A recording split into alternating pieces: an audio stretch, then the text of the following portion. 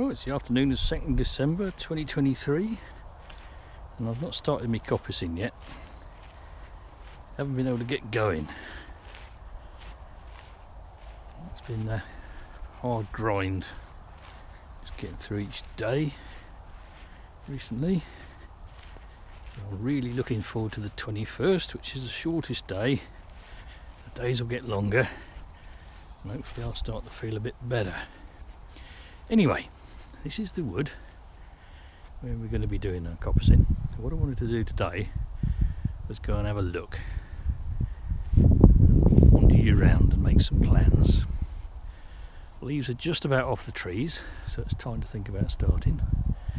That's the bit I coppiced last year, and there's 4 years worth approximately going down that way where it vanishes into the fog. And that's the sun over there. I can look straight at the sun today. So this is the bit I'd like to coppice this coming year, and you can see on the edge of this wood probably go to about here. And this thing here is a blown down ash. There's a squirrel dry up there directly in front of my finger, and the line will probably go back into the wood parallel to last year's dead hedge. Let's hop over the fence here. And there's this leaning hawthorn. Use that as a step up and over. And then we'll go and have a look in there, and then have a look round here and make some plans. How does that sound? Right, come back to you in a minute. Right, before we hop the fence, look at a couple of things here. This is badger. Overwhelming likelihood. A bit more here. Here we have deer. We'll be going under the fence here. We do that. See, that's deer here. And they've also been going, a bit more there, over. Or have they? I think that is mostly, oh, there's a bit, but this bit over here, this is just spider webs, and you can see the path they've been taking through the wood, up through there, and there used to be one through there, through what is now this Dorset gate. Let's go and have a look at that. Right, pop through the Dorset gate. This has gone over.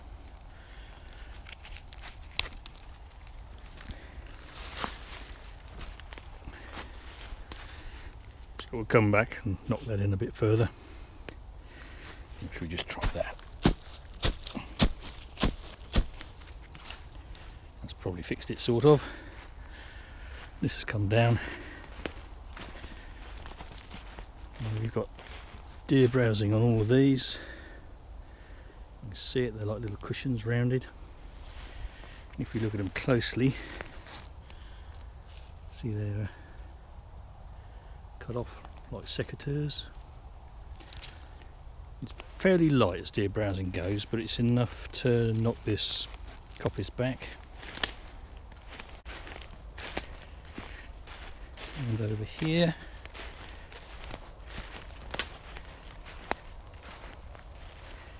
that's the remnant of this year's firewood. So we took from there all the way down through, and that's lower than it was. And it's also put up on some runners to get it further off the ground and get more through flow of wind from side to side under this tarp. This was all taken out beginning of October time. This is the remnant, it's the last fairly manky bits of the previous winter. So that came from in there, and this lot coming from in this area here predominantly. This has all been chewed. This is little elm suckers. Before Dutch elm disease there would have been big elm trees in the hedge. That's an ash. These are mostly hawthorns. There's another ash there. But since Dutch elm disease, big elms in the British countryside have been very few and far between. The elm has mostly been subsisting as growth from root systems, i.e. suckers. Where there's deer browsing it can't get away, but where it's left alone it can. This has all been chomped. So this year's dead hedge, which is over there, hasn't worked, whereas last year's dead hedge, which has had another year to collapse, don't forget, so that was higher than it is now, worked very, very well. You can see all the hazel sticking over the top of it.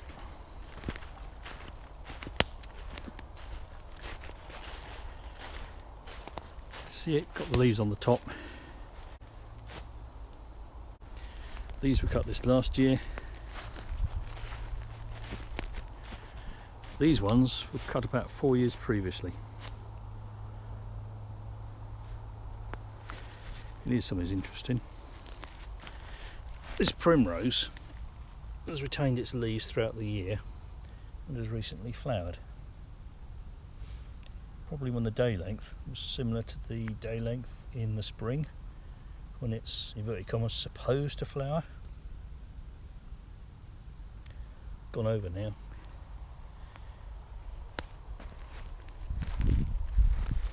So hopefully these will get away if we can sort out that dead hedge along the top, and especially that dead hedge along the side. This is about where my cutting stopped. These stalls here were previously cut by my neighbours. This one's gone whoomp and got away. But my neighbours, when they cut, they don't do any dead hedging or any protecting of the coppice stalls. So the deer in here, there are a lot of them, chew them to pieces. So this year's plan, so last year, what I did was basically, instead of hedging along here, which would have been dead easy, I took the fence further out, so I had to move material from the stalls into here. That was a lot of extra work, and I caught a bit of a crab because the back end of March I got COVID and I lost all of April. So the last bit of felling I did was well late, after the bluebells had started and after all the other wildflowers had started, and I basically had to put it into the hedge to try and bulk it up with the leaves on, and I was still feeling a bit crook into May. So what are the plans for this year?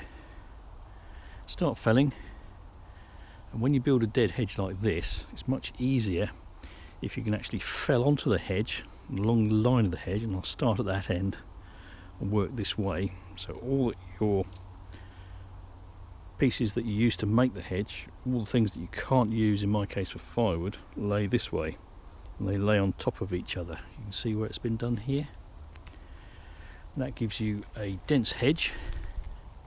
You can see a gap through there, look. Avoid that, because deer can squiggle through there and they can come over the top. So it needs to be dense at the bottom, nice and dense in the middle, fairly wide is good, and high. You see I've basically used sun shoots to try and get extra height. And as you can see here, it hasn't worked. So, right, let's go through there, take a look in there, and remember that this year we need to take these out and these stems here. What I might do is actually recut some of this coppice here to see if we can get that to regenerate, so that when they come to look at this in 7 years' time, all this regrowth and all this regrowth will be the same height and nice and consistent and saleable as a standing crop. Right, let's go through there and put my hands in my pockets for a couple of minutes because it's effing freezing in this fog. This is the area we're going to do this winter, and you can see how that already differs from that. Dense carpet of ivy on the ground floor. Got the occasional, that's a rarity, look, that's a hazel sapling or seedling. That's unusual, so we'll mark him and work around him. I've got some tiger tape in the van, we'll mark him with that, and then we need to cut all of these. We'll cut them right down to the ground in the expectation, not in the hope, the expectation that they'll regrow. And when they have plenty of light, they will put up a swarm of young stems, which will be very even in terms of their growth rate and their size when they're cut in 7 years after cutting. And the stall spacing is still quite good in here, mostly. And this should respond very, very nicely and be resaleable standing crop. Got a big gap here where there's been a beech. You can see there aren't any stalls in here. There's a dead elder there. See that twin forked one? And that's been dead a long time. It's completely collapsed and rotted away. Its root plate has come up. You can see this arc here. So it's gone over that way. But it hasn't been recolonised by hazel because deer browsing and the fact that all the hazels have gone over here into the gap created. That's probably about 20 years gone. All gone this way, again looking for the light. And if we look over here, you can see up there there's a big old sweet chestnut, and the shade from the canopy of that has made all these younger trees go over this way in search of the light, and there's been like a ripple effect with the ones nearest it going over here, the ones next door to it going over there, all the way out till near the woodland edge, and they get straight. So what we're going to do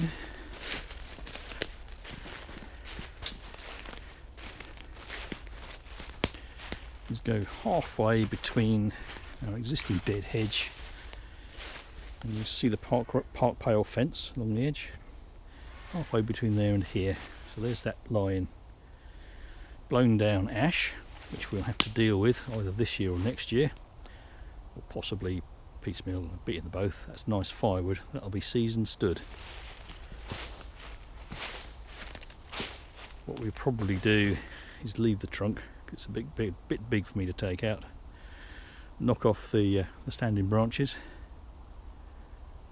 and then take those away as firewood and leave the trunk. The trunk will already be spalted, probably badly spalted as it's been down more than 2 years. And the question now remains is, where do we finish? This goes all the way up to the top of the hill. So I could do a strip of the width that we've just indicated and go all the way to the top of the hill and have a lot of firewood. Too much for me, as I'm doing this for my own use rather than to sell. What I'll probably do is stop at this bank. You see this bank going along? That's also next door. It sort of curves around the wood. We'll take the stalls on the top of the bank, build the hedge on the top of the bank, because if we built the hedge on the bottom of the bank, and that bank is about 2.5 foot high, if we built it on the bottom of the bank, the deer would be able to come off the top of the bank and go straight over the top. So if you build it on the top of the bank, the barrier will be more formidable. And that will leave us another cant over the top and another cant over the back edge.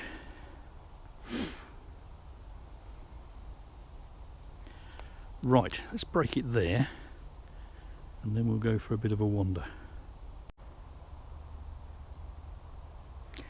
Right, so I'm now on the top of the bank that I showed you in that last video. And you can see it's coming along a fairly gentle slope, also slopes down this way. And then you've got this bank here. This may be an ancient plough line boundary. And then you've got quite an abrupt drop down into here. And then the slope resumes down towards the edge of the wood. That's previous dead hedge from last year, plus a big rack of bramble where my neighbours put one of their windrows in, because they basically they put windrows in to suit themselves, don't actually build dead hedges. And this is basically going out the top to show you what we've got up here.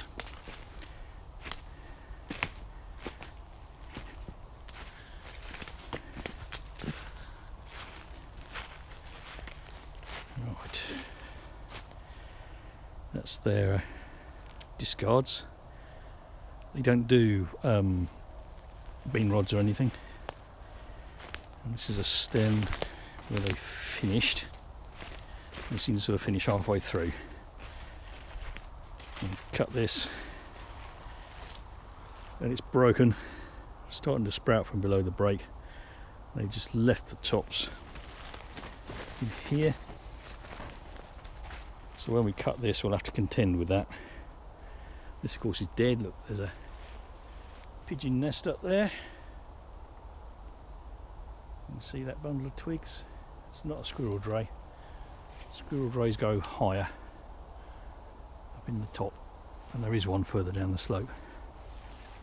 This is another nest site here in this really old ivy. Ivy's excellent nesting habitat, and also very good food source. Because look, flowering's not long finished.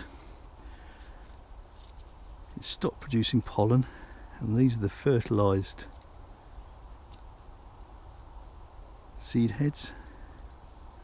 And these are developing, and they'll develop through the winter, and then in a couple of months' time, well, there's very little else natural food for birds to eat.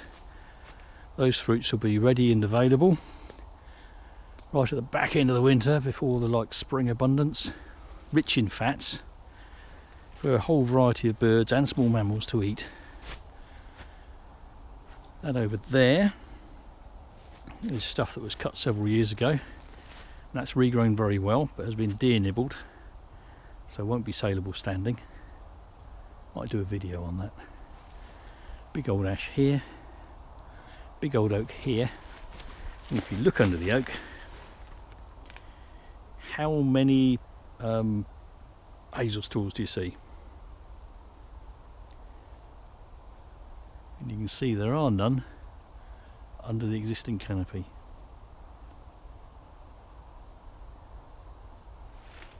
So if we go back down here, then we'll wander along and look at the other edge of the wood. Notice which way the ground is sloping. Down this way, and also down that way. I don't use mechanised extraction. I use a basically converted wheelbarrow, which I term a mule. It's basically the reins of two, road combed at the side of the road and welded together. So I always have to have a nice smooth path, and to extract downhill. I may be a bit daft, but I'm not as daft to try to extract uphill when I don't need to. So if you can think that this year's will go down to there, to that edge, but this bit here, if we take it down through next year's cant, it's quite a long way to go. And we've got to contend with that big tall slope and put a gate in the dead hedge, which is extra effort. But if I go down this way, you can see a path already for us. And what happens when we get down there? Let's go find out. Another boundary bank here. See where these two cherry stems are? And this is that big cherry clone I did a video on a couple of years ago. And you can see that the hazel under there is different from the hazel down there. This is derelict, about 50 years since it was last cut. This is about 20 years since it was last cut. This is what is called overstood.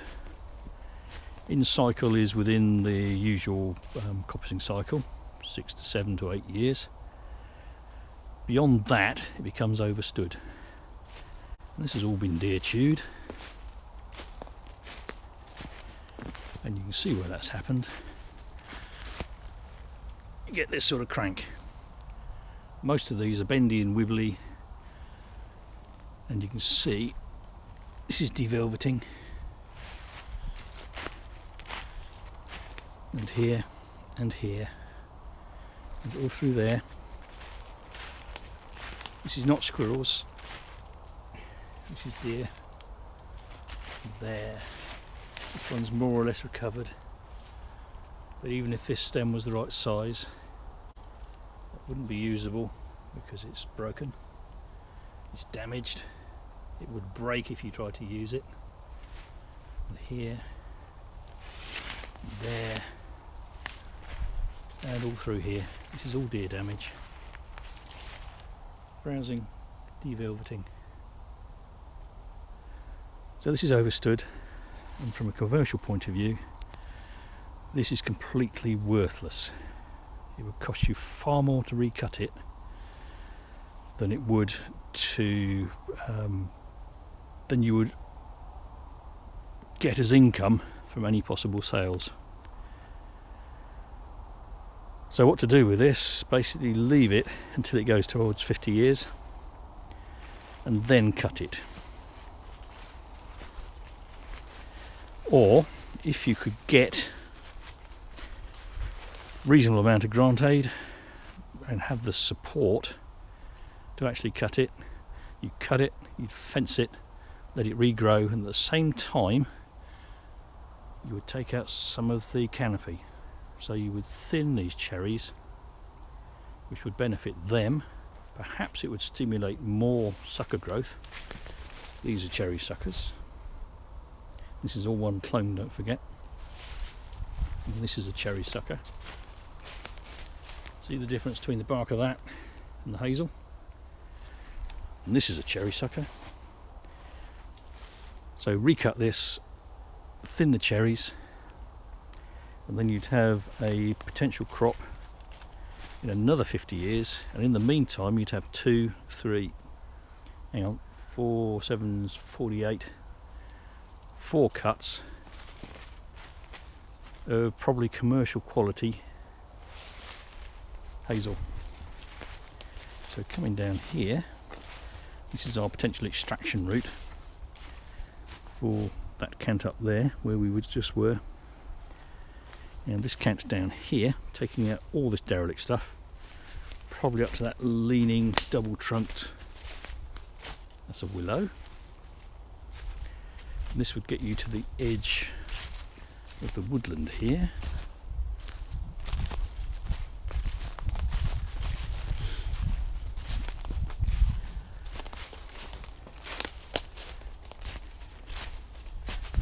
Which would get you to here.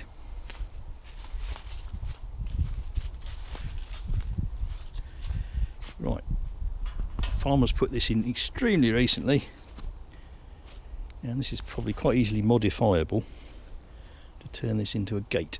So with the permission and a bit of a wing and a prayer, you could potentially extract down the edge of this field in the summer. If you wanted to extract at the edge of the winter, unless you had a really good four-wheel drive vehicle, or a tractor and trailer, neither of which I have, well, forget it. It ain't going to fly, Orville.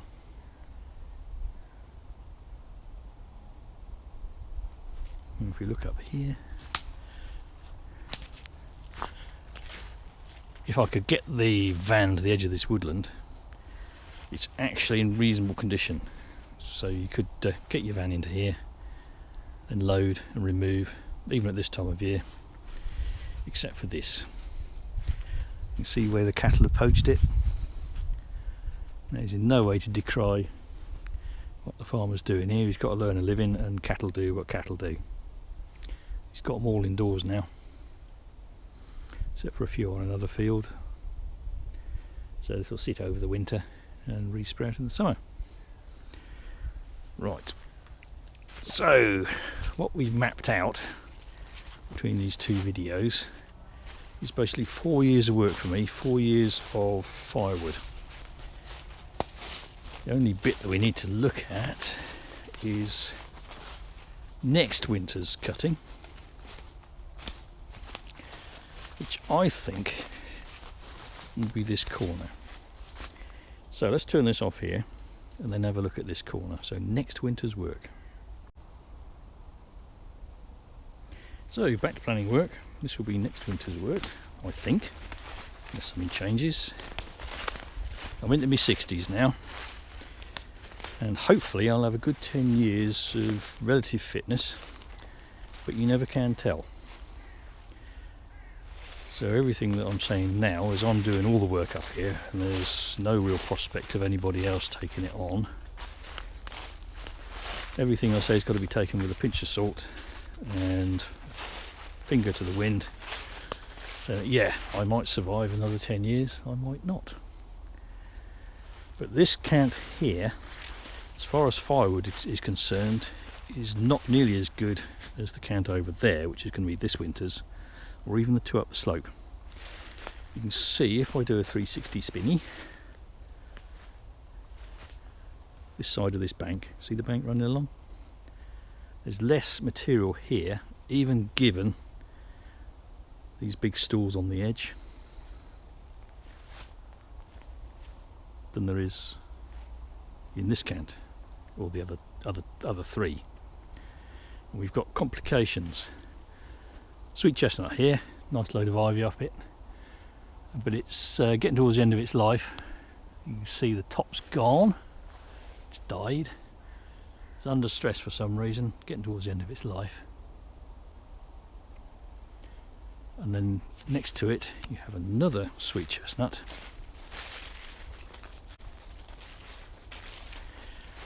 and this leany sweet chestnut here.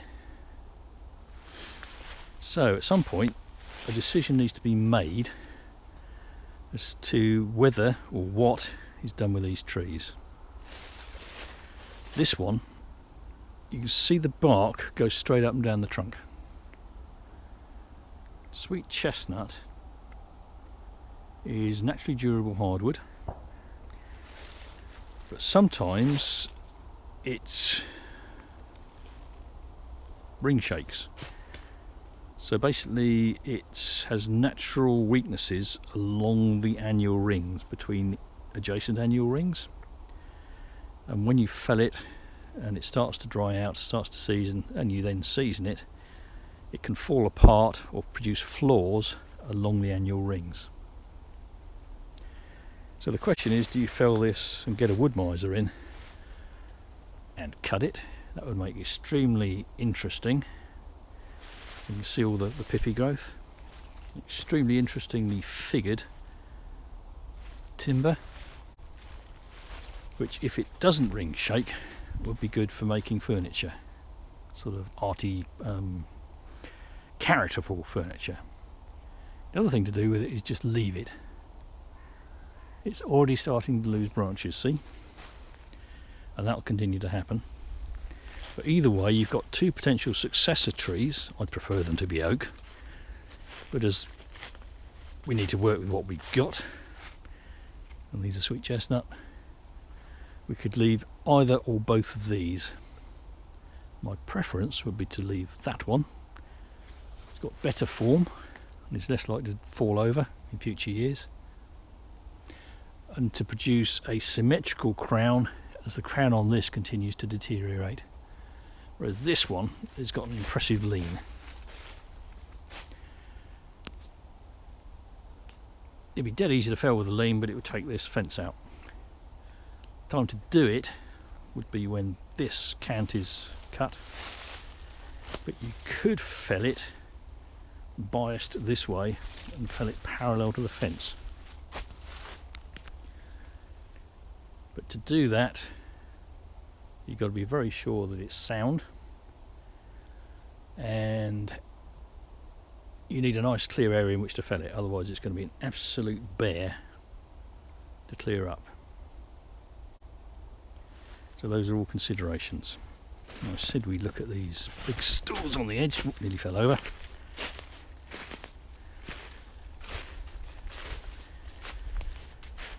These are old, potentially ancient, and they've done very, very well because they're right on the field edge.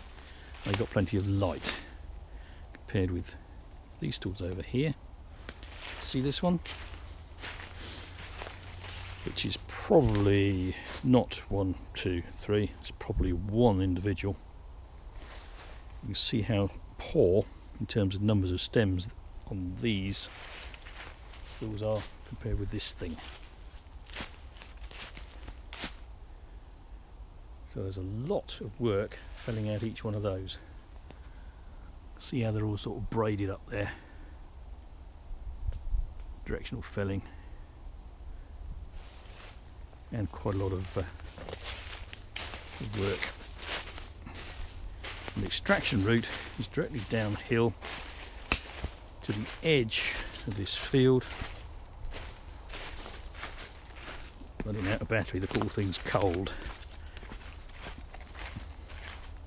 Over the bank, past these ugly sycamores on the edge, all deer chewed and squirrel damaged and all gnarly and poof. And then out this corner and down along the edge of the field and out that gate. And we've also got to deal with this lot here. Right, let's turn the camera off and warm it up a bit, see if we can get some more battery and come back to you in a minute. If not, we'll end it. So this is the boundary of this year's cant, over this way, and next winter's cant, probably. And we've got this hellacious mess to deal with.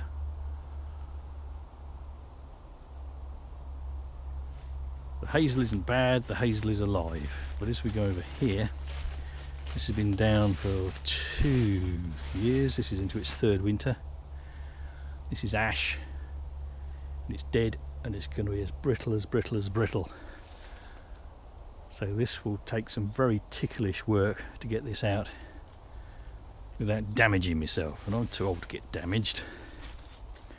But we've got to get this out in order to cut these stools and to do whatever we're going to do with the edge of the woodland. Now we could leave this and sweep round it, but it covers quite a large area.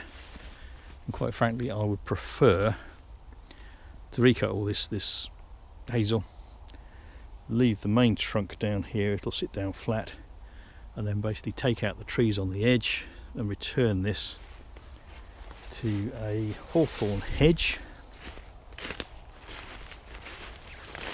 This tree here is one of the remnants of the hawthorns that were originally planted along here many years ago, and get more light into the wood as a whole and make our dead hedge along the edge to keep Bambi out.